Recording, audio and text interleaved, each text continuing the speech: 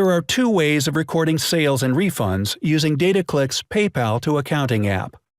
To choose the default processing mode you prefer, go to Settings. When you select All Individual Transactions mode, all sales, refunds, payments, and transfers will be processed individually.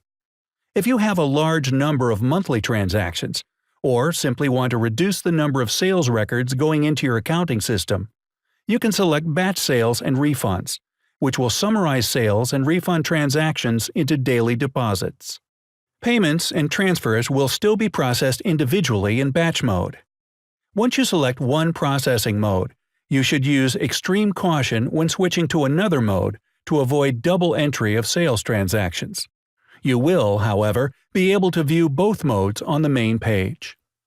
From the main page, go to View Mode in the upper right-hand corner.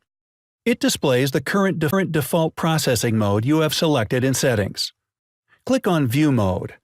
A pop-up window will be displayed which allows you to select the other transaction processing mode. In Batch Mode, you can click on any sales transaction to display a list of all sales posted in the batch for that day. You will not be allowed to process any transactions until you switch back to your default mode.